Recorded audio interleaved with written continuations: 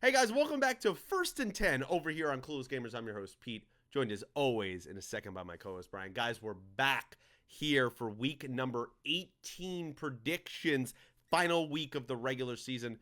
We apologize, and I apologize for last week. Honestly, not only because of the holidays with Christmas last week, but I had bronchitis. You might hear me cough throughout this a little bit, so I apologize in advance for that for everyone watching this later. But there was just no way I was going to be able to put together a show and talk and host for an hour or more when I could barely breathe. So yeah, I'm feeling much better now and just have kind of the nagging cough of that. So we apologize for missing last week. Only the second show we've missed of 2024, and we don't plan on missing a single one for the playoffs. So I think we've done pretty excellent. It's the best we have done in our 5 years of doing that. And also too, we're back here to talk about some games. Brian and I were just talking about before we went live before I swing into him. A lot of duds, these last, the games we're going to be picking. Last week's games, it's kind of a lackluster kind of intro here, but it's just not been great football played out there. A lot of meaningless games going on. So we'll talk about some other storylines, Pro Bowl stuff, some draft order positioning things like that to kind of fill out this podcast this week. But Brian, with all that, I welcome you in, man. Happy New Year, man. We're in 2025, and how you doing today?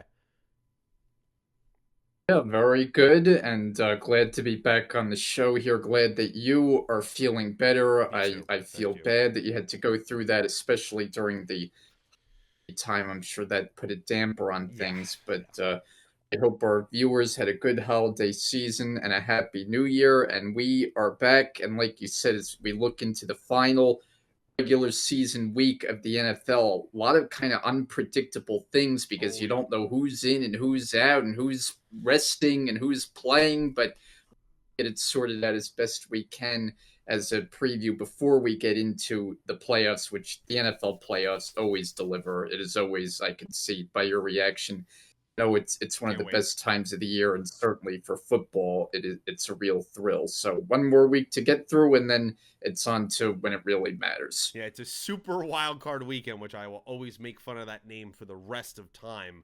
That ends up being a thing. But yeah, also I'll address right off the top. Yes, I am wearing a Florida Gators hoodie. I was cold. This was the hoodie I had. Don't scold me. It's my college football team. So there you go.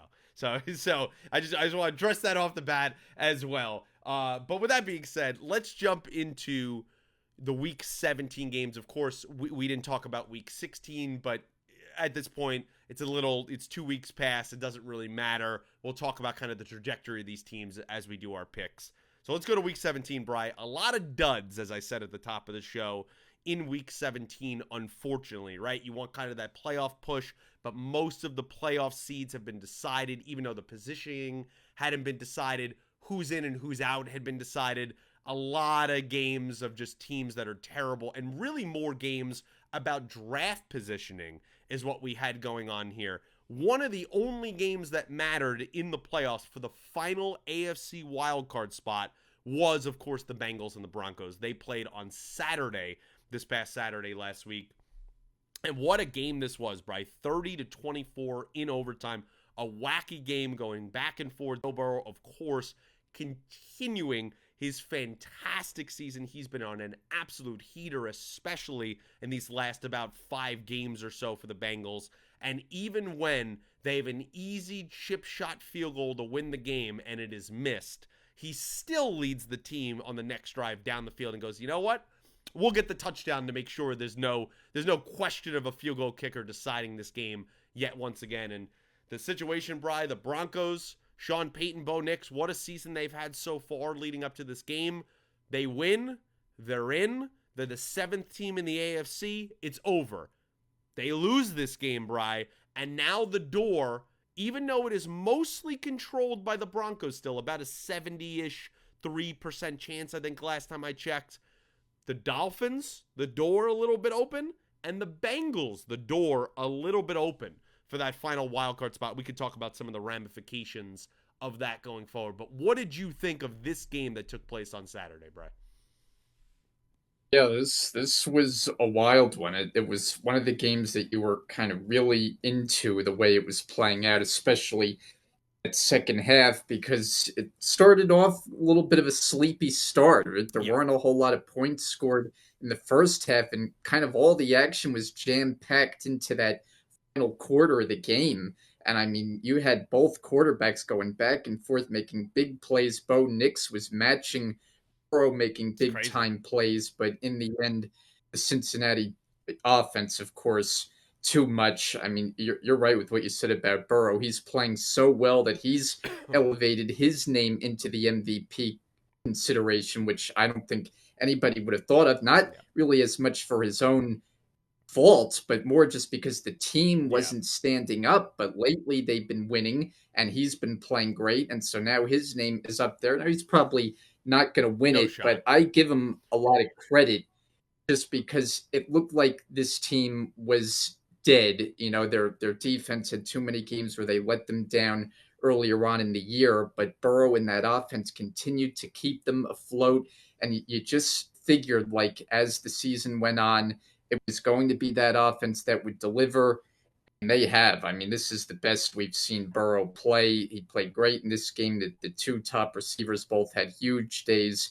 T. Higgins, of course, with the big game and Yeah. scores the overtime winner, was, as you put it, after the missed field goal earlier in that overtime. So they just kept firing and eventually came through. But it was a wild back and forth affair in that fourth quarter and in the overtime. Yeah, 14 points apiece in the fourth quarter there for both these teams. The two plays to Mims that Knicks threw, the 51-yard bomb that he had, and then on 4th and 1, he's kind of scrambling out, basically throws up a prayer in the end zone into double coverage. An amazing play by Mims there. They've connected on a few of those this season that you see that between Mims and Sutton, there's a semblance here of like, all right, we get a couple more pieces on this Denver offense. Knicks continues to grow. I could really like this under Sean Payton in years to come. I don't know if they have enough for this year, but still, it has been incredibly impressive what they've done. I thought we talked about it at the beginning of the year.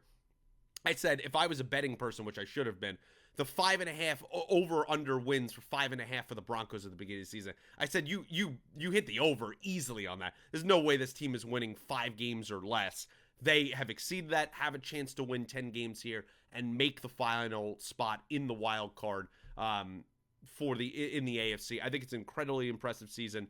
I love that. Yes, there's clearly Nix is not Joe Burrow, right? In terms of his maturation process right now, in terms of I just think his raw talent, I don't think he's ever going to be Joe Burrow. But I was impressed of how he fought back in this game. I don't think he gets enough of the credit that he should this season. That yeah, he's had some clunkers, and he threw the pick in this game as well. Like we were like, that wasn't fantastic, but he's still learning on the job. He's still, everyone makes fun of his age. I think he's like 24. He's not that much older than a lot of these guys that have come in. I like what he has provided to this Broncos offense. He is clearly a step up from what we saw with Russell Wilson last year, and I think he deserves more credit. And there's nothing else you could say about Joe Burrow at this point. It's nice that T. Higgins, you could see how great he is when he's actually healthy. And it just those nagging Yeah. injuries he seems to have every single season has really hindered him. I don't, though, however, Bry, think it will hinder him come payday this offseason. I think T's going to end up getting paid. Yeah, and I mean, it sounds like from the tea leaves, I guess no pun intended there, but that he's probably going to end up elsewhere, Yeah. which I'm sure is going to be a big disappointment for Burrow because you hear so often about how close of a relationship those two have He's been and how lobbying for him. important he is. If you've seen in the recent press conferences, he's been talking a lot about like wanting him back. And as you've pointed out many times, it's an organization that seems to go on the cheap side. Yep. And so that's one factor here. Are you really going to pay two receivers top dollar? I mean, and you're probably not. So that's going to be a big loss. But lately Chase Brown has emerged. They've had a little bit better of a running game than they had earlier in the season. I think thought the missing Joe Mixon was a bigger factor earlier on, but Yeah. not as much lately. But T obviously has done his job. Chase is having an all-time season. And, of course, the Cincinnati offense has been humming. And then on Bo Nix, like I agree. I think the Broncos come out of this season knowing that they have their Yeah. quarterback. And I think that's a big thing. You draft someone in the first round, it's not a slam dunk. Like you said, there have been some ups and downs, but they've very much had a revolving door, really, since you go back to since Peyton left Yeah. town there. They have not had a steady option, and I think now they finally landed that with Bo Nix, and clearly he has a coach that believes in him and can get the most out of him. I think that leads to a fairly bright future on the Denver side. Yeah, I really think he is a little bit underrated. I'm not saying he's going to be a superstar of the league one day, but I think he's a really solid player. A lot of people forget the Broncos at this moment, because I know they haven't officially clinched. They have not made the playoffs since 2015, since they won that Super Bowl with Peyton Manning. Like, this has been a pretty kind of lackluster to bad franchise in the last decade. I think Bo coming in his first season, we saw what Sean was in his first season with a quarterback that he kind of inherited and he didn't really want, and it was kind of a difficult situation there. First season with a rookie and a guy that he handpicked, you're getting a possible 10 win in a playoff appearance. I think the Denver Broncos deserve a lot of credit. I am a little concerned, Bry, about, that defense has been pretty great most of the season. Last 3 or 4 games, they've been leaking oil. They have not been great. I know they've played some high kind of octane offenses, but have not been impressed what's been going on there on the defensive side of the ball. And if they want to potentially, the date that they would have would be with the Buffalo Bills in round 1. Cannot have a leaky defense going up against Josh Allen, who could be the MVP. We'll talk about that later. But yeah, an entertaining game, really the only entertaining standout game of Week 17, because the Thursday night game, the Christmas games, the other Saturday games, all terrible. I mean, they were all awful games. So that was really the only game of kind of consequence and substance that ended up happening. Right, let's, as I die here, let's go over to Sunday. And we're only going to talk about this because of the potential situation here of the draft order. The Colts went over to MetLife. They lost 45-33. That's right, ladies and gentlemen. The New York Football Giants scored 45 points. You would never thought you'd hear that since the days of maybe even Eli Manning, maybe even before that. The Colts, with this loss, knocked themselves out of the playoffs. They are out once again.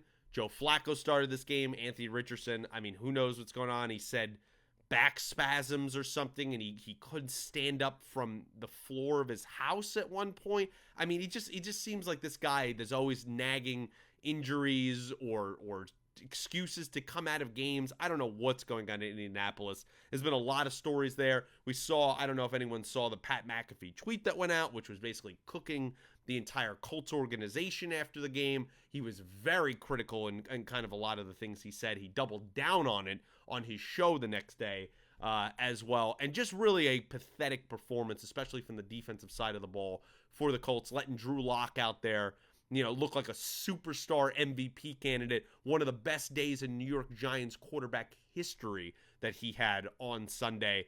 And the other side of it, Bri, before I swing it to you, the Giants had locked up the first overall pick. It was pretty much a done deal. Nobody thought this team was winning any games for the rest of the season. They had 2 wins on the year. We're going to call it a day. They win. They not only drop out of the first place spot, right now they're around the 4, and maybe if they win this weekend, they could drop as low as maybe 7 or 8. So they really are kind of screwing themselves at the end of the season. I know it's this whole conversation we have every year. You can't tell guys to lose. The NFL, you can't really tank. I get that. It's not in the inherent nature of the NFL, I understand. But you can't tell me the front office is not, they're not thinking like, wow, these win or 2 is really not doing anything for us. Really screwed us in the long run draft-wise. What'd you make of the kind of wacky game that went on in MetLife in Jersey on Sunday?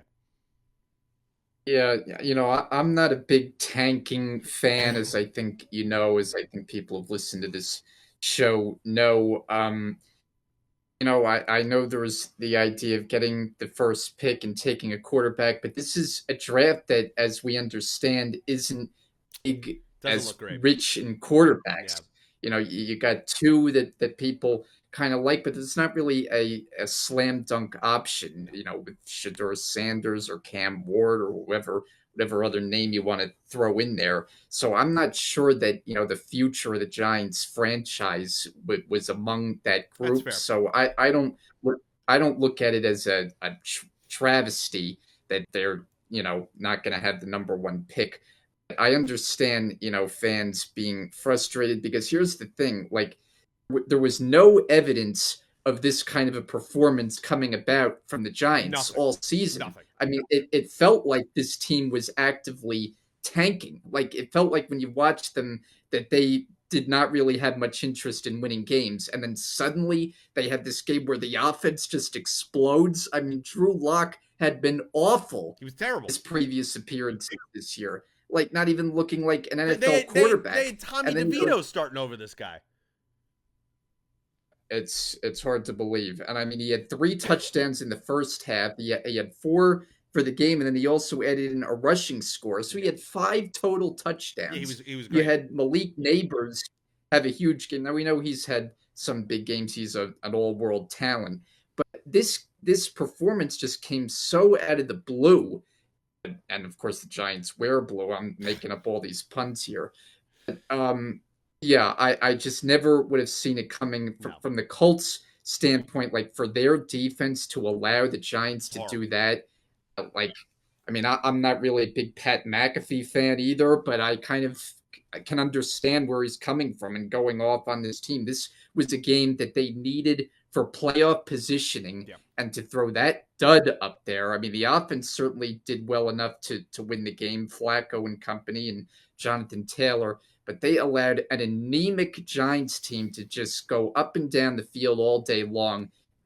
It's just inexcusable for a team that wanted to make the playoffs. I mean, come on, this Yeah. was a putrid performance by them. Yeah, you look into some of the stories, and that's why I reference McAfee because he's connected. He's one of the more connected Colts guys and knows that area. That's where his show's in that state. It just seems that this Indianapolis Colts team, not even just this season, even dating back in recent years, they're just unserious. They don't practice the way they should. They don't treat each other the way they should. They don't have this level of discipline in the coaching staff. I mean, even Shane Steichen in his press conference admitting where the reporters asked like, yeah, we've been hearing things where these guys are showing up late. Is that true? Yeah, guys, show up late sometimes. That's what happens. That's what happens. What are you talking about? You're the head coach. You find these guys and you bench guys that are not following your rules. And I feel like a very basic rule is showing up to meetings and practices on time. I mean, it's a job after all that you need to be there on time. And when you have this kind of loosey-goosey attitude or you don't feel like he's kind of controlling the ship in the way he should, it's no wonder the Colts have been kind of this middling, hey, they have talent, but they're kind of a 500 team. They're always not they're not as good as that you feel like that they should be. And, Anthony Richardson, yeah, that happens, right? You have the 4th overall pick. The guy has supreme upside and talent. Let's take a chance. We have nothing going here. Sure, no problem. That doesn't work out. But all of the other pieces on this team you feel like should be progressing more than they are, and they're just not. And they're wasting guys like Jonathan Taylor and Quentin Nelson. Like these guys' careers are just being wasted on a middling franchise with a wacky, kooky owner, and it goes all the way down from him to the front office to the coaching staff. And I was someone who was a fan of Shane Steichen, was really supporting him, hearing all that stuff, and then all these reports that have been coming out, and then hearing it from the horse's mouth. I was like, ooh, man, I wouldn't be outraged if he was fired after the season. I'm like, this guy has no control over his locker room. Yeah, I mean that you can't have comments like that. Oh, that's what happens. Yeah, to Guys admit being it, late you're to gonna team you're gonna meetings. admit that to the press? I mean, can you imagine like old school like Bill Parcells just making a comment like that? I mean, any big time coach, Bill Belichick, forget it. Tom Coughlin, he was a big stickler about players being on time. I mean, they Yep. would just You able you to you hear think you think something Andy like that. Reid is letting that fly in his meeting rooms? Like, come on. But you said it too. Like it's a franchise. It starts the ownership. That's been a very unstable situation there. I mean, Jim Irsay, like, you put it good, well, I think, very kooky guy. And Yeah.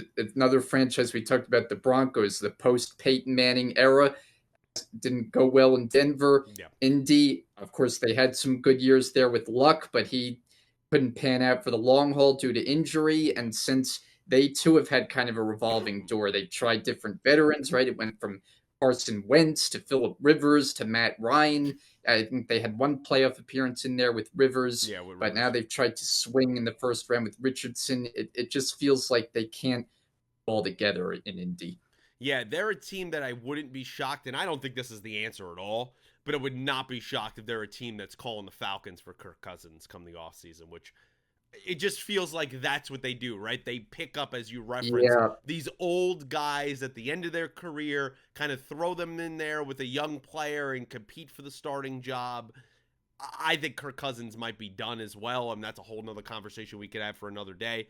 But I could see the Colts going in this direction. I come out of this game not more mad at the Giants. I understand the frustration where it's like, we might have lost the first overall pick. That's unfortunate. Why we win these games.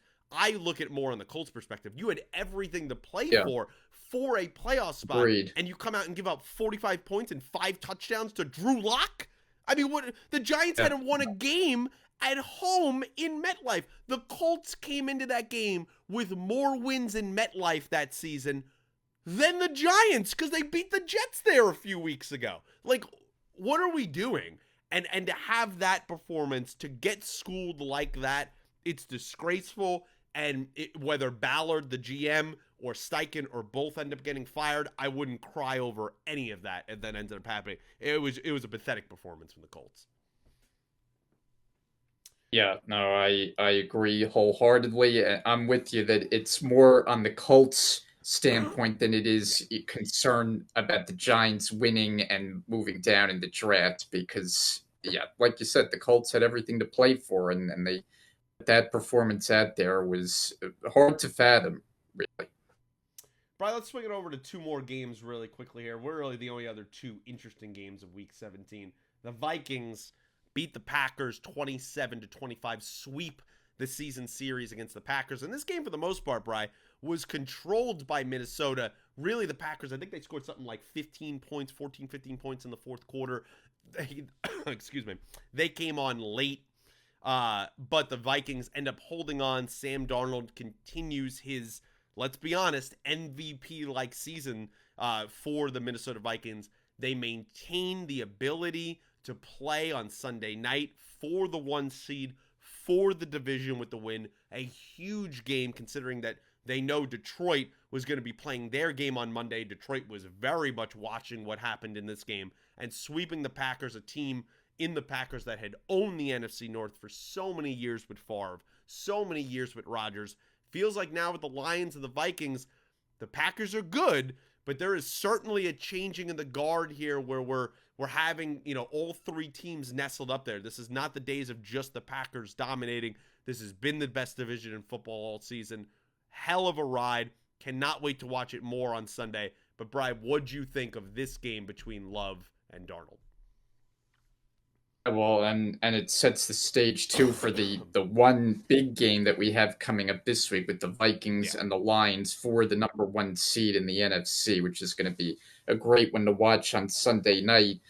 As for this one, yeah, I mean, like the final score turns out to be close, but it was a game that the Vikings had all the way. I Yeah. mean, I know Green Bay made it a bit interesting. The Packers, for me, have been a bit of an enigma because they have a good record and at times they've looked really good. But the problem is, they've beaten a lot of bad teams and they have Yeah. not stood up against the better teams. I mean, that's just kind of been the way their season has gone. Like at times you watch them, they look like they're one of the top level teams, but I just feel like we've seen too much inconsistent play out of Jordan Love, where, like the team, at times he looks really good. He's also just far too turnover prone and really didn't do much at all in this game. I mean, he He did not starts have so anything slow. working. Yeah, there's just like Yeah, the and whole team, especially the offense, just does. It takes them like an entire half sometimes to get going.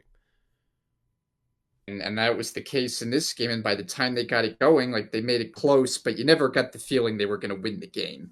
No. Minnesota, I mean, it was like you said, another great performance by Darnold, who really, has been playing lights out lately. I mean, better than I think anyone could have imagined. Three more touchdowns in this game. I really feel like his season took a went to a higher level once Jordan Addison became a focal point Yeah. along with Justin Jefferson in this offense. He really kind of took off. I know you kind of called him out about midseason saying you wanted to see more, and he responded. I don't know Yeah. that he was watching I don't us think on so. here, but it was as if he was. He was Yeah. like, oh, I got to get my act together here and be a bigger part of this offense.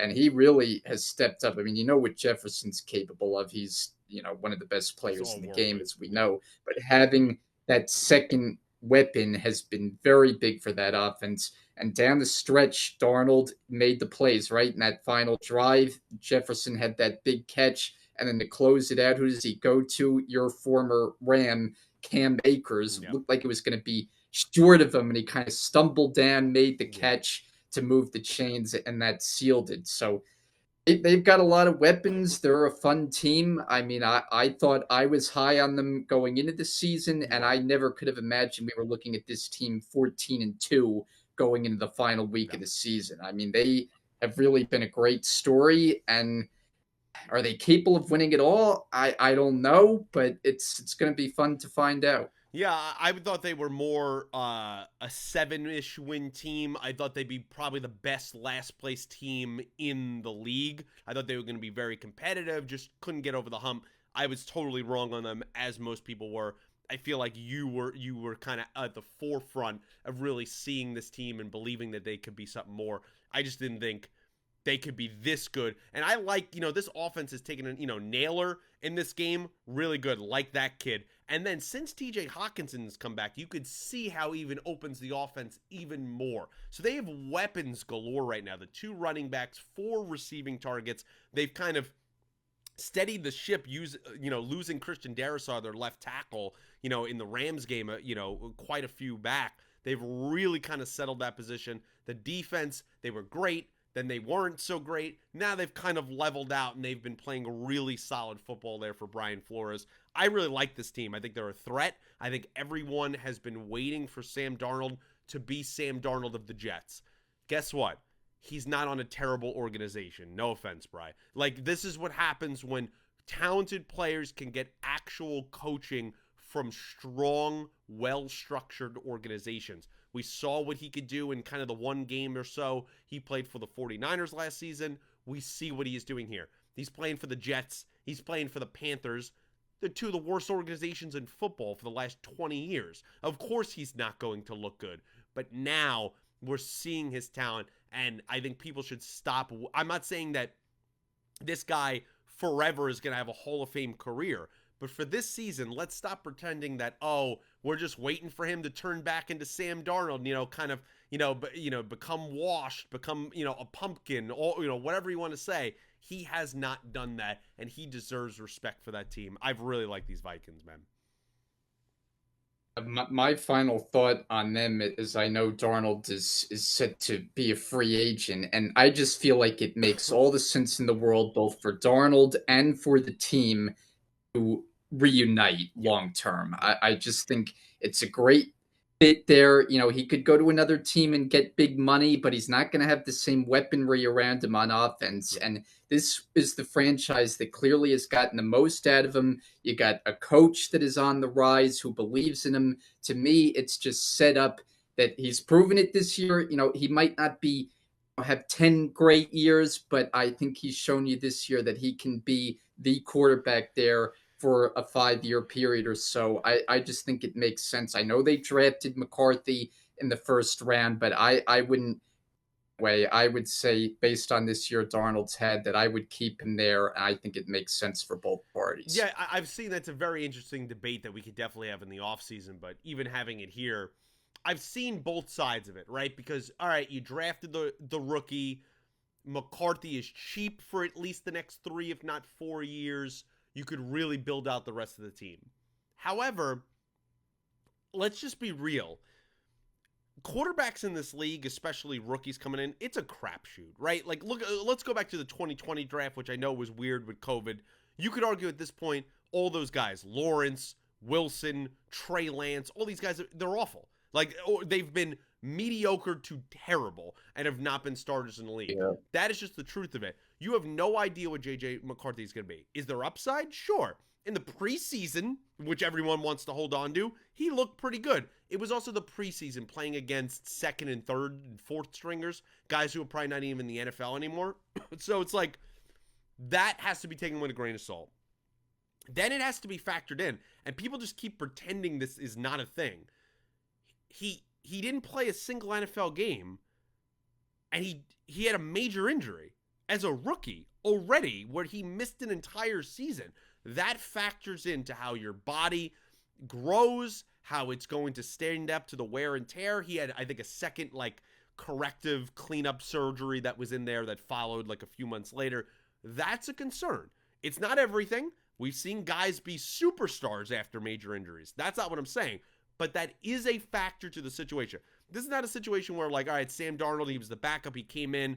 J.J. McCarthy's been a proven guy, a Pro Bowler. We have no idea what McCarthy is. He's never played a single meaningful recorded game in the NFL.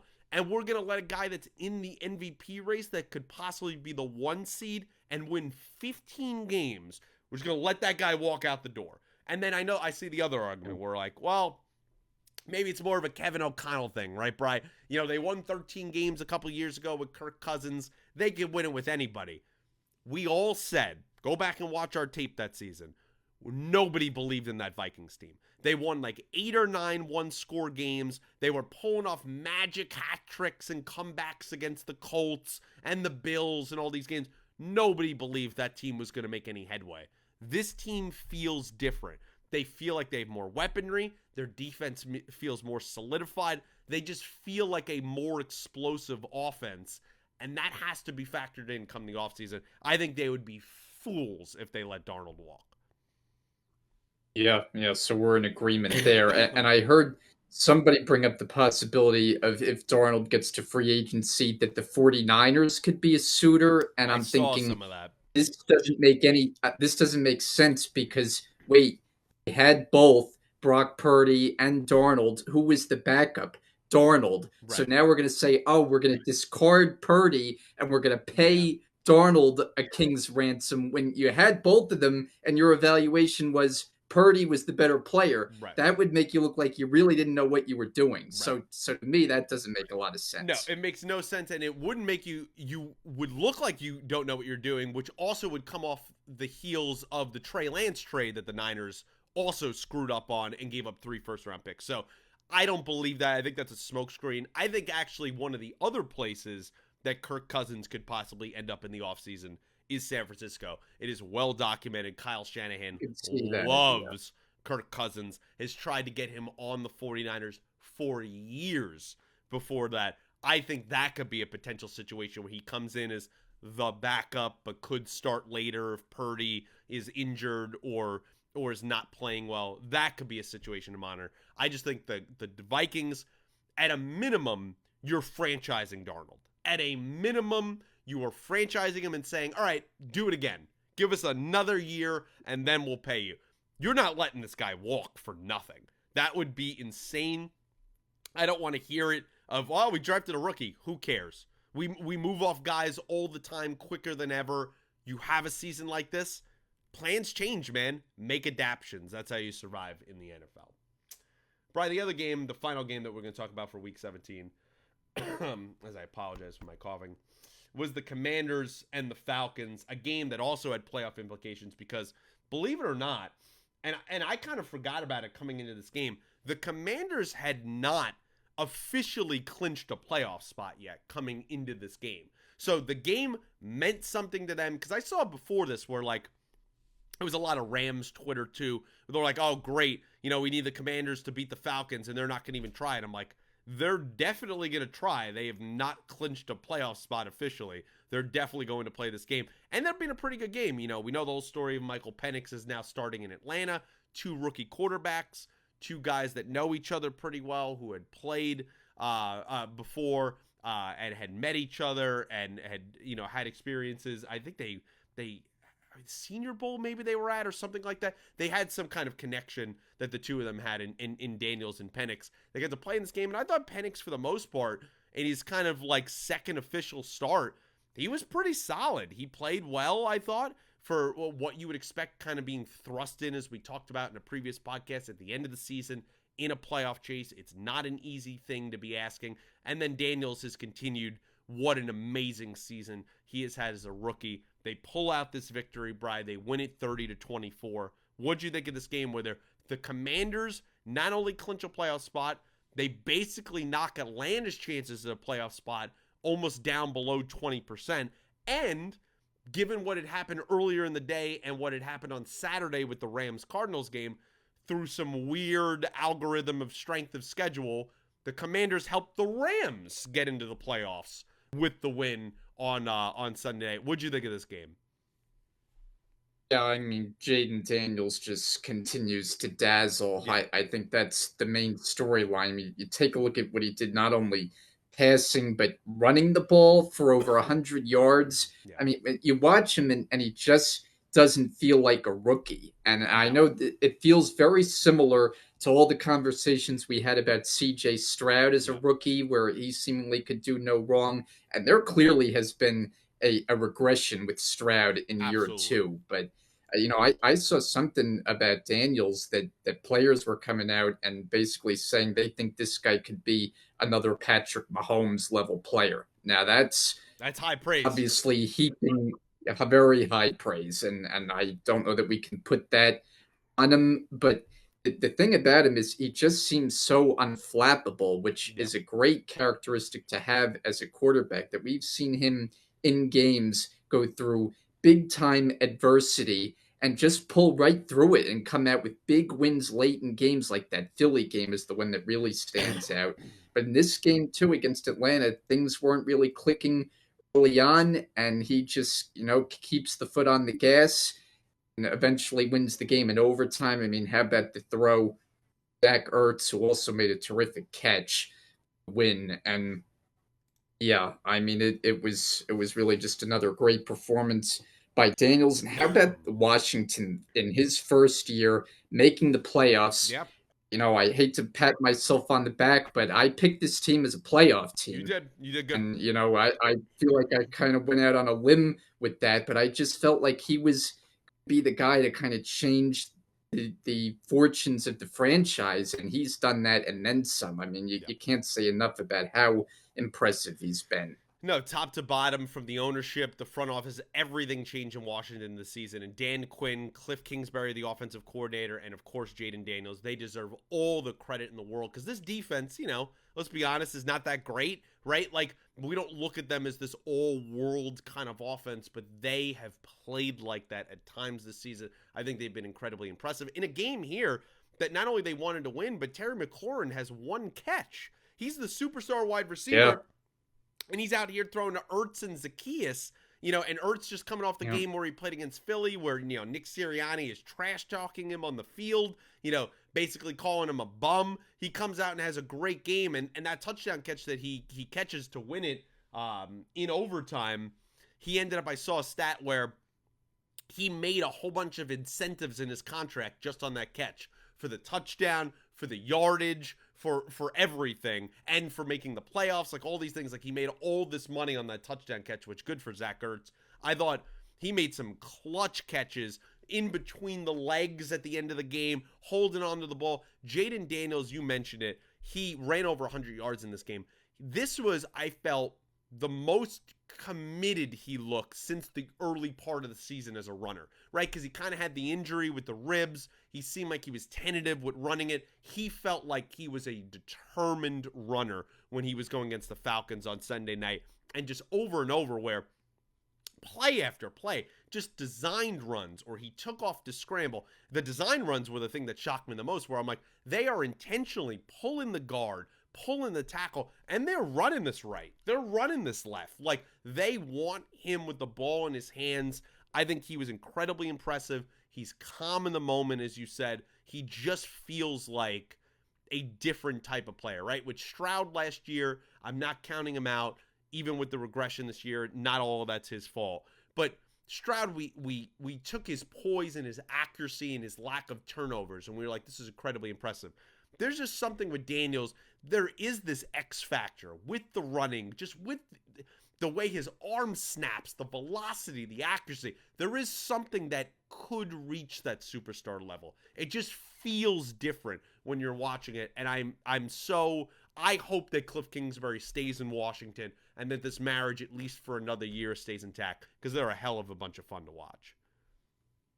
Yeah, and I see a note here too that Daniels surpassed Robert Griffin III for the most rushing yards by a rookie quarterback. That's not for the Washington franchise. That's any rookie quarterback, Yeah. and they just both happen to have played with Washington. So, I mean, yeah, he's broken a lot of rookie records. It has just been a fantastic season. With Penix, like you said, he made the big time throw there to Kyle Pitts to tie the game. I feel like there's been some ups and some downs. I'm not sold that Penix is going to be a franchise level quarterback, but I think we are seeing some good signs early on that would lead you to believe he could be good. Yeah, he's got to hold on to the ball a little bit. The one pick last week that he had with Kyle Pitts kind of just, jumped it out of his hands. Not his fault. The pick this week, 100% his fault. He had 2 fumbles. That he didn't lose them, but he still fumbled the ball. Could have potentially been turnovers as well.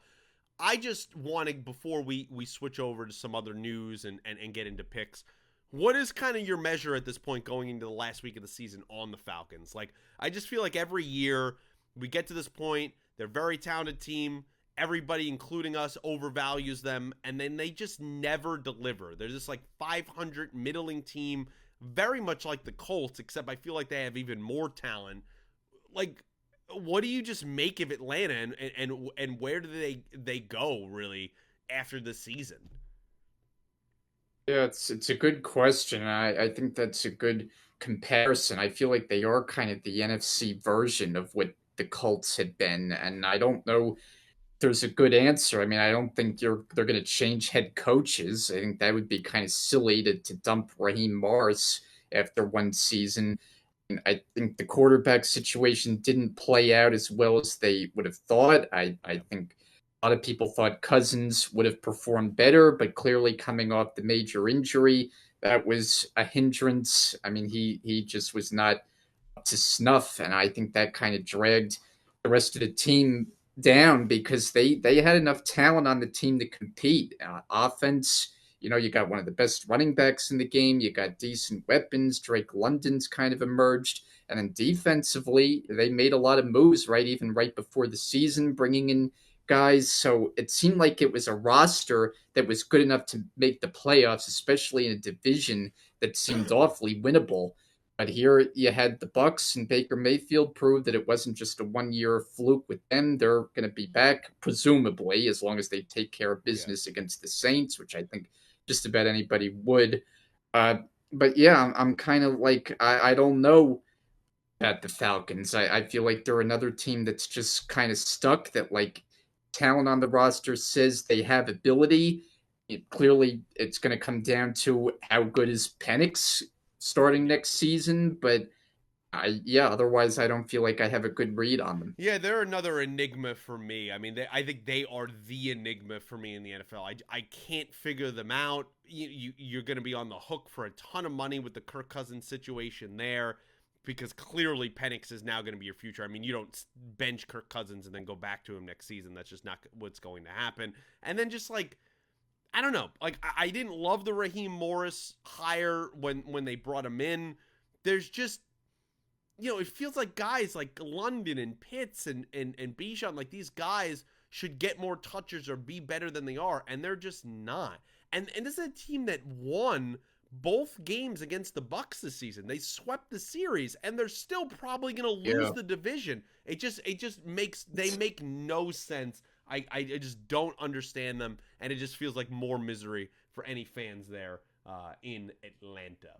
Brian, before we go over the picks, I wanted to quickly talk about the Pro Bowl came out this week, which I know it does not have the same kind of statue and luxury that it once did. But statistically, it still means things, right? When you go back to your reference football reference page, maybe 25 years from now, guys talk about Hall of Fame kind of votes and kind of credentials down the stretch. Pro Bowl votes do matter in that case. And, it's kind of a mix of players and NFL writers and fans. It's this like weird combination of what determines a Pro Bowl vote, which I think it should all be NFL writers and analysts. Like those should be the guys that are doing it. It shouldn't be player influence and it should not be fan influence. But regardless, I digress. The NFC, Bri, we'll kick off and we'll talk. We're not going to talk about every major position, but just to go through it.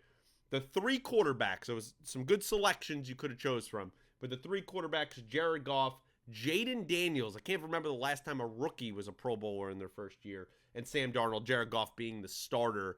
Any problems with the NFC quarterback selections? Anyone you rather see in there, or are you fine with those three? Oh, I think that's a good group. I mean, we talked about Daniels. Obviously, Goff has had an MVP caliber season. I mean, either you or I think he's the MVP, but, quarterbacking that Lions team this year, putting up big numbers. He's had several games with perfect QB rating. I don't have any issue there. And then Darnold, we talked about his season, very much a breakout year with the Vikings. So, I mean, I don't know if you have a name that you come up with. Baker Mayfield, maybe He's it the is, only or one. who He's else the would you throw only in the ring? one Yeah. I could argue has. I don't even disagree with the three picks, but I could make an argument for Baker that he has incredible numbers this season. He has dragged this injured, not great Bucks team presumably to the playoffs, presumably to double-digit wins again. I could argue that he deserved maybe a recognition, maybe over the rookie, just because, like, I know Daniels has had a great year. We just wax poetic about him, but, like, I do tend to lean toward the veterans, where I'm like, he's a rookie. He has a ton of time to play. Baker is out here showing out. This guy deserves it. But I can't disagree with any of the picks in there. They were pretty fantastic. Running back wise, I mean, it was pretty obvious. Barkley's the starter. Gibbs and Jacobs. Kyle Juszczyk kind of just by default. He's one of the only fullbacks in the league. He gets another Pro Bowl nod there for the Niners. And then Justin Jefferson, Amon-Ra St. Brown, CeeDee Lamb, kind of getting, I feel like, a pity vote in there because I don't think he had a great season. And Terry McLaurin getting in there. And then George Kittle, nice bounce back season for him. Trey McBride, excellent season there as well. Lane Johnson, Penei Sewell, Tristan Wirfs, no problems there. Landon Dickerson of the Philadelphia Eagles. Tyler Smith getting on there for the Cowboys. And Chris Lindstrom for the Falcons. Frank Radnow, Cam Jurgens at center. And then defensively, I didn't really have any arguments here. Bosa, Parsons, Rashawn Gary, Jalen Carter getting a nod, Dexter Lawrence, Vita Vea. I think that one's kind of borderline. I think there's an argument to be made, even as a homer, that Braden Fisk, the rookie for the Rams, had a better season at defensive tackle. I think there is an argument there that you could have made for the Pro Bowl. And then Jonathan Greenyard, Andrew Van Ginkel, Jared Verse, only Ram as a rookie making the Pro Bowl. Fred Warner, Zach Bond, who has a fantastic season. He's played for the Eagles. What a standout player he's been. And then Jalen Johnson, Byron Murphy, J.C. Horn. Kind of feel like, again, getting a pity vote there. Do not feel like him with the Panthers had really a great season. Devin Witherspoon, who's great up there in Seattle. Xavier McKinney, Buda Baker, Brian Branch. And then, of course, the special teamers, which most people probably don't know as well. So, no problems with really any of those selections. Is there anyone, before we go over the AFC bride, that you thought should have got picked for the Pro Bowl of the NFC that did not?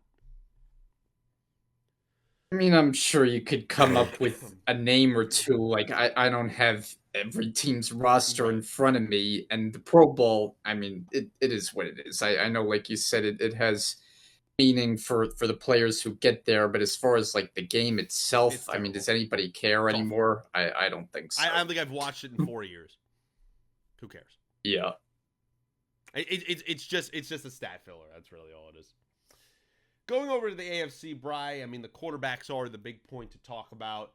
the three quarterbacks, and I think this was a lot more controversial than the NFC ones. The three, the starter being Josh Allen, Joe Burrow making the Pro Bowl in his second Pro Bowl appearance, and Lamar Jackson, the obviously notable for the first time ever being left off the Pro Bowl roster, Patrick Mahomes and the potential 16-1, right now 15-1 Kansas City Chiefs. Yes, we have talked at length, especially in the beginning part of the season. He was not having a fantastic season. I think he has really come on here in the last 10 games or so. The team has the best record. He's always been a Pro Bowler, and yet they give it to someone like Joe Burrow, who, yes, having a great season, but is probably not going to make the playoffs. Where do you come down on that argument, Bri? Did kind of Mahomes deserve it via the team success and his past success, and he has played well in the last 2.5 months? Or are you happy with these three selections? Yeah, I mean, I guess you could make that case that Mahomes, based on the team's record and based on who he is and what he's accomplished, that he should get some leeway in that regard. But I don't have a problem with it. I mean, I think if you line them up right now and say who's had the better season, the answer is Joe Burrow.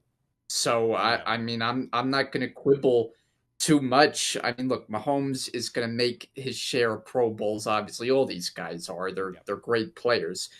But I think when you look at the AFC, the top three, I think they nailed it with Josh Allen, with Lamar, and with Burrow.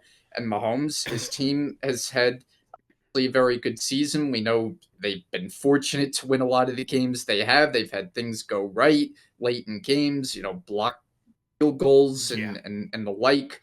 But Mahomes' performance, while it has gotten better, it hasn't been a great season for him. And so, hey, if there's a season that he didn't get the nod, I think it's this one, especially when you have other guys who have had outrageous seasons. I mean, Burrow's numbers are that much better. So I agree with the decision. Yeah, I have no problem with this selection. I know that, I've seen some people, especially obviously on major networks, really kind of complaining about this. I think there's really nothing to complain about. Could I understand the argument? Sure. But I am not in the business of giving legacy selections. Oh, this is what you did, so you deserve to be in because you've been in it every single year. I understand you could go, well, look at the record. To me, the Pro Bowl is about individual performance. It is not about team success. I don't care if you could, oh, well, it was argued this. Ridiculous. The way I am saying, me personally, it is done should be through individual success. And the Chiefs are a great organization and a winning franchise that honestly, one of the reasons why Mahomes didn't show out this year in the last couple of years, they don't care about the regular season. They just don't. They care about winning championships, and I have zero problem with that. That comes with the flip side, Bri, where you can't then just be handed all the awards and all the selections when you kind of slept walk through the regular season. And we have talked about, yes, he has been clutch in moments he's had to be, but they've had all these one-score games. They've had, in my opinion, and a lot of people's opinions, kind of luck go a lot of their way in most of these games that have been close, or at least half of these games or so. They are a winning organization that just knows how to make the plays in clutch moments. Mahomes is still there's no quarterback in this league, even this season, in a clutch moment that I would rather have than him. That's not what I'm arguing. Is he still the best quarterback in football? Absolutely. But to get selected for this season in 2024, I thought it would have been a disgrace to the award. You would have just been, oh, you're just handing it to him because he's Patrick Mahomes. He didn't play as well as these three guys, and I'm fine with the selections that were taken for the Pro Bowl. And I think you hit the nail on the head that it's about individual success as opposed to team performance. That's we get into a lot of debates, especially the baseball All-Star game, where if there's like a player in his last season, Yeah. should he be an all-star, and a lot of people say, oh, it's a ceremonies thing, that he's got to be there, but that kind of takes away from what the all-star game is supposed to be. It's supposed to be about the best players. So we're in lockstep with that. The rest of the Pro Bowl roster, Bry, worked out as just Derrick Henry getting the nod there, Joe Mixon, Jonathan Taylor, Patrick Ricard, again, one of the only fullbacks in the league there for the Baltimore Ravens, Jamar Chase, Jerry Jeudy getting a surprise nod. I was pretty shocked by that, getting a starting Pro Bowl nod there. I believe his first one of his career, Nico Collins, Zay Flowers, Brock Bowers, good job in his rookie year. Travis Kelce, again, didn't have a great year. Feels like that was kind of a fan bump in there and more of a legacy thing. So the Chiefs at least got that one. Didn't feel like he deserved a Pro Bowl nod. And then Dawkins, Tunsil, Slater, Nelson, Tooney, Trey Smith. So you get some Chiefs in there. Creed Humphrey, another Chief. Tyler Lindenbaum. And then defensively, Myles Garrett, Trey Hendrickson, Max Crosby, Cam Hayward, Chris Jones, Nadami Ngudkin for the Ravens. Bonnet, great player he's been this year for the Broncos.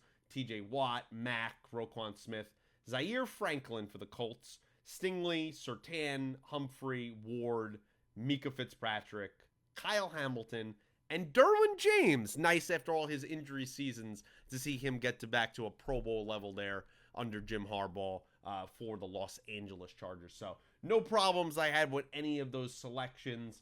I thought the AFC, for the most part, just feels like a stronger Pro Bowl team for some reason. And I think really the only kind of questioning and debate that you could have made was the AFC quarterback situation. That kind of seemed where the controversy was, and we seem to be on the same side of that. So, Bri, without further ado, the drum roll coming in here. Week 18 picks, our last picks of the regular season here. Huge implications for our offline picks league, where we've been making the exact same picks on the show as we are in there. I'm leading the league right now, trying to win some money. So these picks are big, Bri. We'll start off on Saturday, 4:30. Browns, Ravens. Ravens still playing all their starters as they're playing for playoff seeding and positioning. They are favored, as we talked about before the show, the last I checked, by 20. I don't remember the last time I've seen an NFL game with that high of a score. I don't know if they'll win by 20, but I am taking the Ravens in this one. Who you got? Yeah, I don't think there's anybody in America going with the Browns to win this game. I mean, it almost feels like they're kind of in a tanking position. They've shut down a bunch of players going into this one. Yeah, I think the Ravens win. I don't know that I'd take the 20, but I think they'll win comfortably by double digits for sure. The other Saturday game is the 8 o'clock game, Bengals-Steelers. Huge playoff implications. The Steelers, if the Ravens somehow lost earlier in the day, they win this game, could win the division. So that is still in play. Playoff seeding is still in play. And, of course, the Bengals fighting for their playoff life. Brian, I'll kick it to you. Who you got? Yeah, I'm taking Cincinnati. Obviously, I mean, you could say it means a lot to both teams, but the Bengals have to win to keep their faint playoff hopes alive. Their offense, we know, has really gotten going. The Steelers, though, we're seeing signs with that defense where suddenly it's not been nearly as good. I mean, outside of TJ Watt, like in that secondary, they're getting beat up a lot of games lately. So the once vaunted Steeler defense, which looked by far the best in the league, has not been as good. And as a result, the Steelers have kind of come back to earth these last several weeks. So I think Cincinnati's going to get them in the final game of the regular season.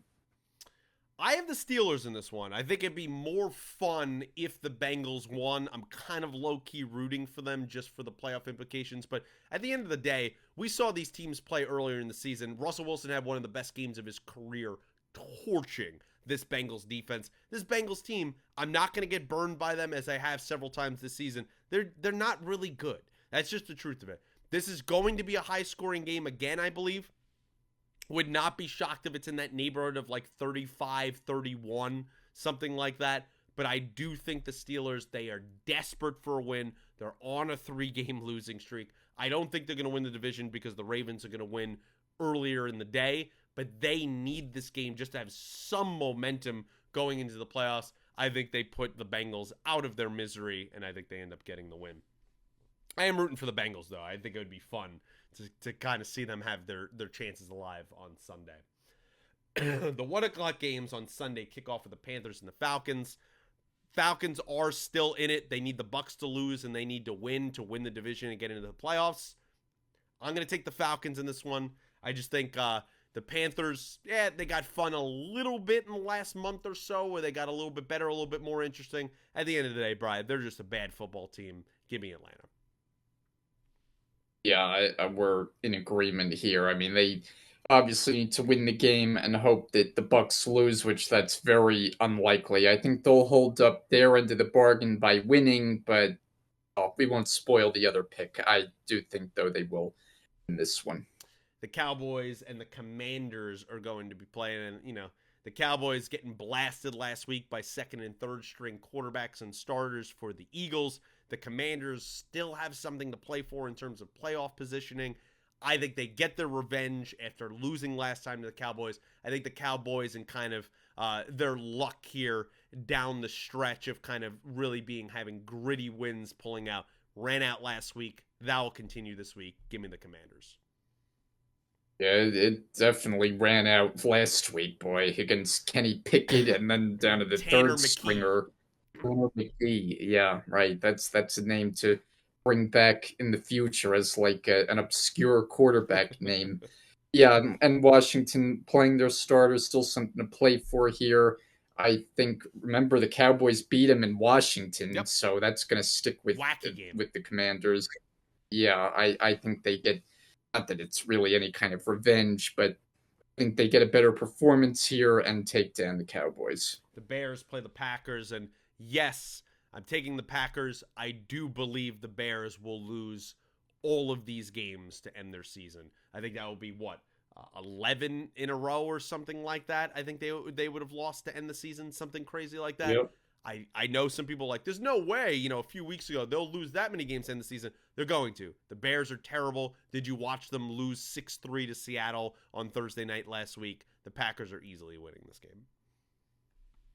Yeah, remember the Bears started the season 4-2. 4-2. They were riding high, blowout win overseas in London against the Jags, and little did they know they would return to the United States and never win a game the rest of the year. Yeah. Get the head coach fired the day after Thanksgiving. I mean, a very tumultuous season there in Caleb Williams' rookie year.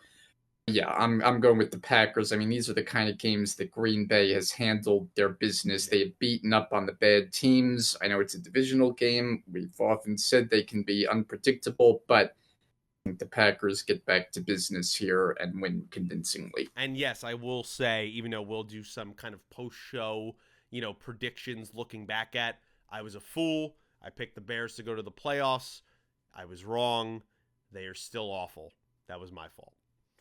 The Jags go to the Colts in a place that historically has not gone well for the Indianapolis Colts, playing the Jags, whether it's in Jacksonville or in Indy in the last week of the season.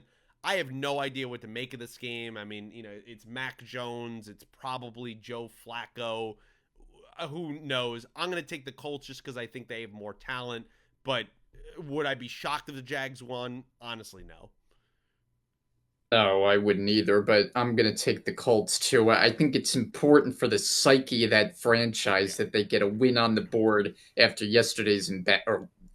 last week's embarrassment. And, I think they will be able to get it done here.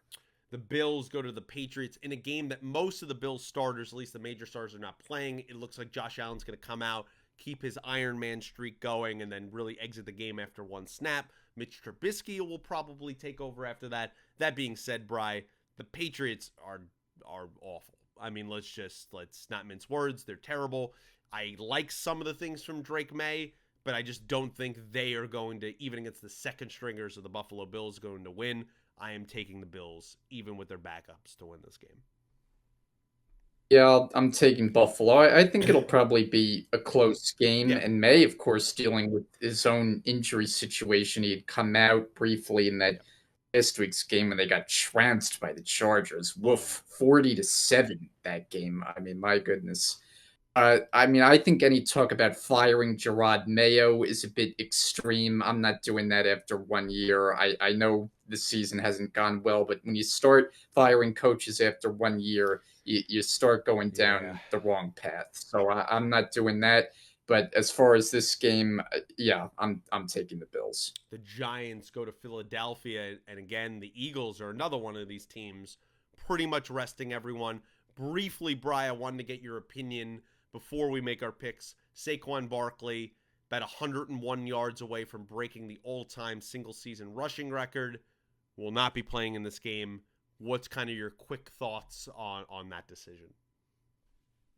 Yeah, I mean, I understand it, that it's a game that doesn't mean much for them. They want to have him at 100% health for the playoffs, but I mean, I kind of wanted to see him be able to break the record. And I know it wasn't a case where like he was only 30 yards behind. I mean, he needed to have a 100-yard game to do it. So it would have taken a big game. I mean, for him, it would have been basically an average game the way his season has gone. So I'm disappointed, that we don't get a chance to see history, but I can't say that it's a dumb decision by the organization and Nick Sirianni because you want him in tip top shape for the playoffs, and that's what it's about. They don't care about this last regular season game. Like I said, I'm disappointed. Yeah, I don't think it's the wrong decision, but I'm certainly disappointed, and I think he should have played. Even if all the starters didn't play, I think he should have fought to play. You will probably never be in this chance again to go for this kind of history. This is stuff of legend. This is stuff of iconic stuff that you look at a Hall of Fame resume. You look back at even 100 years from now and go, what did this guy do? Is this guy the single season rushing holder? You only have one chance typically in a career. He's only the ninth guy I think ever to have 2,000 yards. You have to go for this. I don't think it makes that much of a difference that he's going to be that much more rested having 1 week off going into the playoffs. I think he should have played. They should have allowed him to play. It's sad to see. That being said, we saw the backups of the Eagles last week, what they did to the Cowboys. I think the Cowboys are better by a wide margin than the Giants. I think last week was a fluke. I don't care what's going to happen. The backups of the Eagles are going to win this game. Give me Philly. I agree too. I mean, I think anybody picking the Giants, and I've seen people picking the Giants and the Patriots to win these games this week. And yeah, I know they're facing teams that aren't, going full tilt here, but they're bad teams themselves. Yeah. So I'm not them to win. I'm going with you here in Philly and Tanner McGee. I guess we're going to get another look at Seems to be the case. to get it done. The Saints and the Bucks playing here, and the Bucks, they win this game, they win the NFC South, they are in the playoffs. They lose and Atlanta wins, they are out. Huge implications on the line here. I am taking Tampa. I think, yes, division game couldn't end up being a lot closer than you think, but this Saints team is just so untalented. It is a mess right now. Tampa, I think, should rout them. They will win. Give me the Bucks. Without a doubt. I mean, this game means everything for the Bucks, nothing for the Saints. I know, they had a couple decent games right after the coach firing. Darren Rizzi seemed to kind of light a fire there, but didn't last. Now, I guess, you hope from a New Orleans standpoint after all that's gone on and, the last couple days with the tragic situation that they go out there and win one for the city, but they're going against a team that needs it to secure its playoff spot. I don't think it's going to be enough. I think the Bucks win. Yeah, of course. Obviously, our thoughts and prayers go out to everybody that was affected there in New Orleans. That those videos were hard to watch. That was a very tragic situation there. The Texans will play the Titans in a game that is pretty meaningless for the most part. I mean, the Titans are going to have a top 5 draft pick. The Texans, they've won the division already. Their place really can't change. They're probably going to be the 4 seed. I think actually, let me think about it real quick. Yeah, they are automatically going to be the 4th seed, so they can't really do anything. At the moment, at current present of this recording, there has not been anything from DeMeco Ryans about resting starters. Remember, a team that scored 2 points the last time they played over on Christmas. Maybe he wants to get the bad taste out of the mouth. Maybe I could see them end up playing for like a half, and then maybe they're up and they come out. I could see that being the case. I think even with all those factors in, the Texans will right the ship back. They're going to win this game. Give me the Texans. Yeah, they really need to. I mean, that Christmas game was a debacle. Awful. To only score on a safety, what was it, 31-2 31 was to the 2. final? Yeah, I 31 mean, to 2. 31 to, yeah. Like we said, the Christmas games did not really live up to the billing as far as the No. games themselves. So I think it's important you get a bounce back here. I'm taking Houston regardless of the status, what they're doing with their starters. You know, you're facing a team that is inferior. I'm taking Houston. Yeah, and I don't know. I didn't see a note on it, but there's no way that 31 to 2 score was not a scoreagami. Like it had to be. There's no way I there was didn't think any so. NFL game that was that score beforehand. The 49ers at 425 will play the Arizona Cardinals in a game. I mean, we're just finishing the season. This game doesn't matter. Who cares what's going on? I'm honestly at this point, I'm completely out on the Cardinals. I think they've been flat in the season. I have not liked anything that has happened. I'm taking the 49ers in this one. I know Ooh. Brock Purdy's a little bit banged up and it looks like he's going to play in this game, all that stuff, but I think at the end of the day, the performance that I saw on Monday night against Detroit, I think they got enough kind of vigor to beat the hapless Cardinals. Give me the Niners. That's an interesting one. I'm going the other way here. I mean, Purdy talked about how his elbow is like on fire, so I don't know what that means for his status this week. But Josh you talk Dobbs about is the starting. Cardinals being checked out.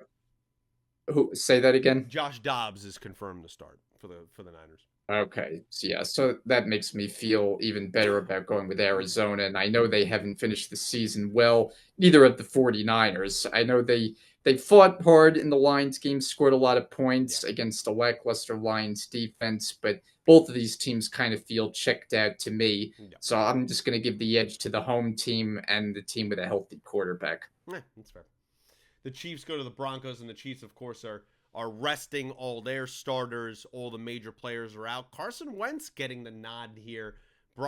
Denver needs this win to get into the playoffs. Do they beat the Chiefs, or do the backup Chiefs go 16-1 and get this win? No, I think Denver wins. I mean, they're a considerable favorite in the game, 10.5 Yeah, points. big. I don't know that I'm taking them to cover that, Yeah. but I do think they will win the game. I mean, the Chiefs, it makes sense to be resting everybody with the one Yeah. seed locked up. So that means, no Kelsey, no Chris Jones, along with, of course, Mahomes and I'm sure Joe Tooney as well. So yeah, I think when you take like the top five best players on the team and you don't play them, and the Yeah. Broncos need the game to secure their playoff spot, they're at home. I think all the factors there lead to a Broncos win. Yeah, I'm taking Denver as well. Honestly, this game's in Kansas City. I actually would probably take Kansas City, but being in Denver, they got to get some stuff fixed as I talked about earlier on defense. They are fighting for their playoff life. I think they should have beaten them beside the block kick the first time that these teams played at full strength. I think Denver gets them here. They get the victory. The Seahawks play the Rams in a game that could have been meaningful if not for the strength of schedule, giving the Rams the NFC West. The Rams are another one of these teams that have announced most of their major starters are not playing. No Matt Stafford, no Kyron Williams, Puka, and on and on and on. They're playing Seattle, who I guess is playing for pride. Will be playing most of their players. I expect the Seahawks to win this one. Give me Seattle. Yeah, I mean it's going to be Jimmy Garoppolo at quarterback for Yes. the Rams. We haven't seen him out on the field in a while. It's Yeah. been a minute, as they say. So yeah, I'm taking Seattle. I know the playoff hopes are over for them. They kind of blew it different games down the stretch, Yeah. but I think going against a lot of backups, the Seahawks are just better personnel wise and should win. The Chargers go to the Raiders in a game that, yeah, the Chargers, they can't really move their playoff positioning either. They can maybe possibly move up to the 5. I think they have a chance, but they can't go down to the 7, and they can't go any farther than that. I still think they're going to play pretty hard. Harbaugh has not said anything about resting any starters. They're playing a Raiders team that is beyond checked out at this point. Give me the Chargers. They are checked out, but they have actually won. I think it's Couple now games. the last two games. Yep. Right, the last two games. Last week they beat the Saints 25 to Yeah, 10. I mean, look who they're playing, Previously right? they won it. With Aiden O'Connell. Like, stop. No, I'm not picking them. Yeah. I'm just giving them credit for Yeah, they actually do. I putting give a them credit. couple of wins on the board.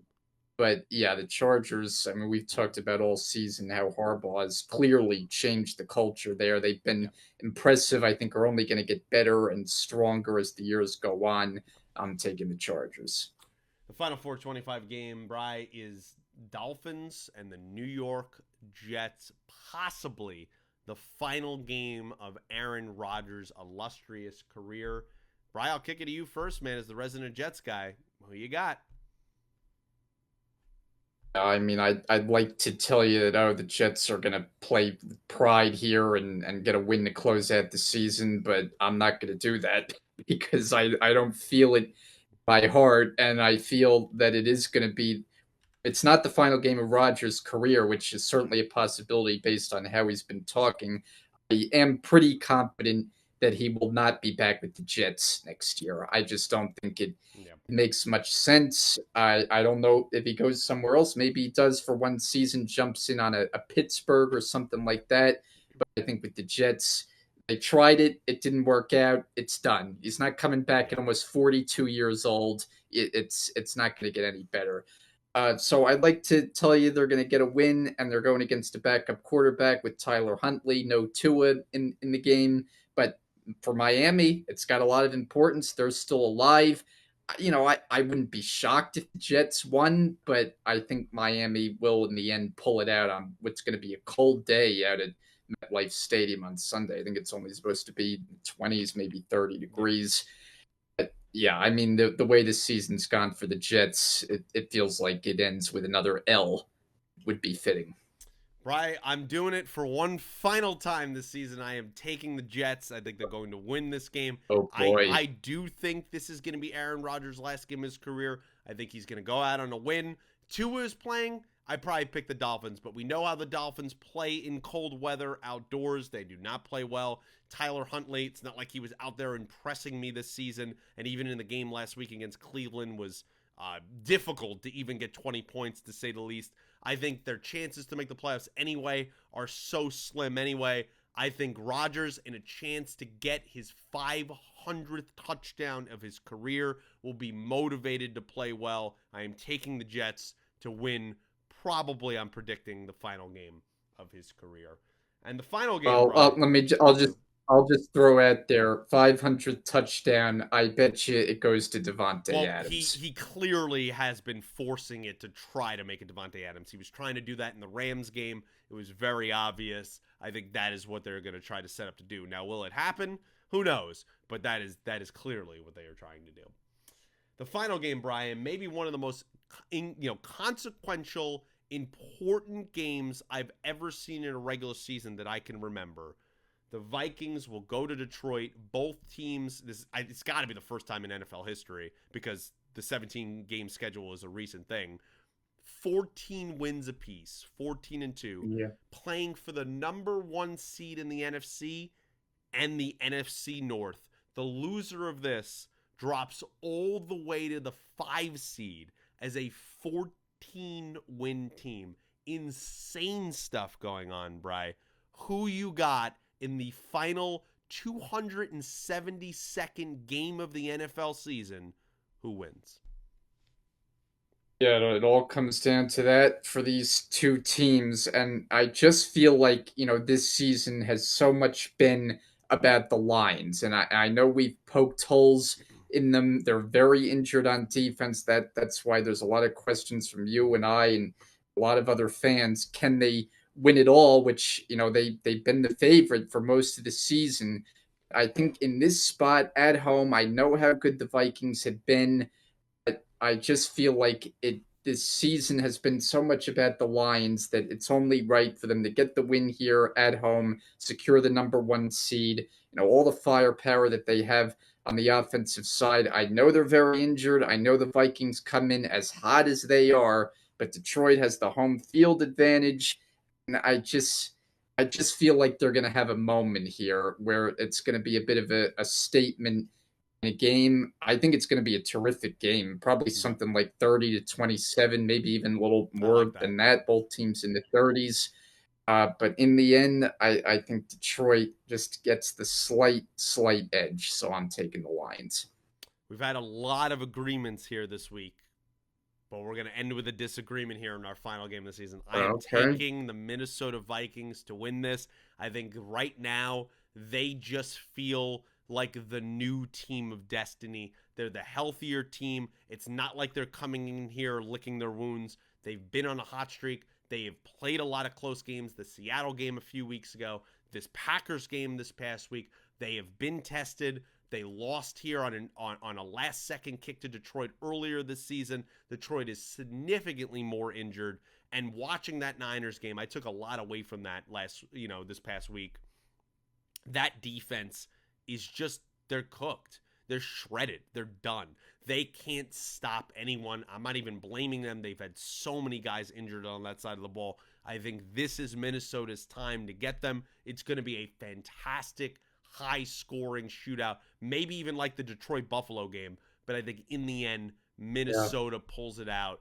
Give me the Vikings to win the NFC North and get the number 1 seed in the NFC. Who thought anyone would say that to start this season? Man, I can't wait for that game. I'm going to be staying up for that on Sunday night. Oh, yeah, it's going to be a real treat to watch for sure. Well, guys, that concludes this episode here of First and 10, week number 18 of the 2024 NFL season. The last week that we are making picks in the regular season. Bri, it is sad that it is coming to an end, but we have a whole bunch of playoff podcasts to still do. And of course, we'll be back next week to even talk about the fallout here of week 18 and preview Super Wild Card Weekend. I'm so excited to get into playoff football. It's been a hell of a journey to the season with you, man, and I'm excited to see how all the picks shake out. Any final thoughts before we get out of here tonight?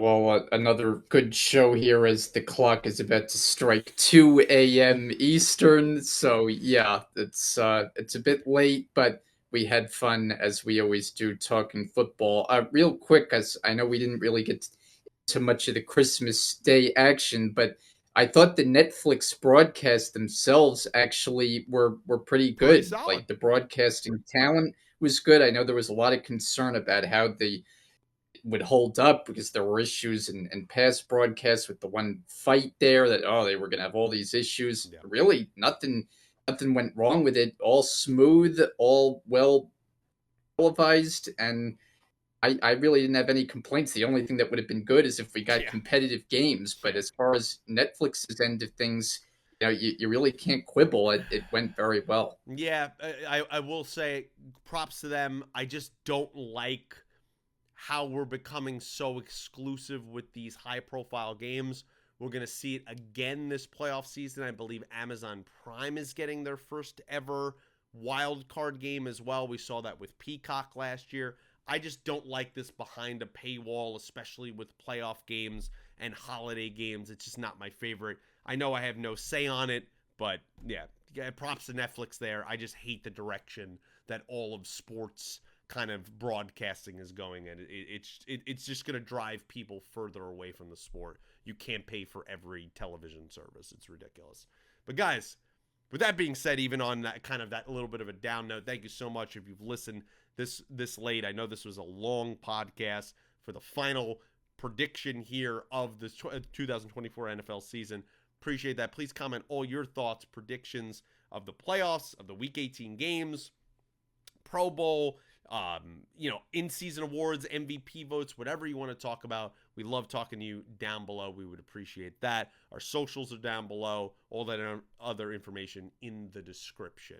Like the video, subscribe to the channel, share with your friends if you'd be so kind. And until next week of First and 10, where we get into the playoffs, thanks for watching.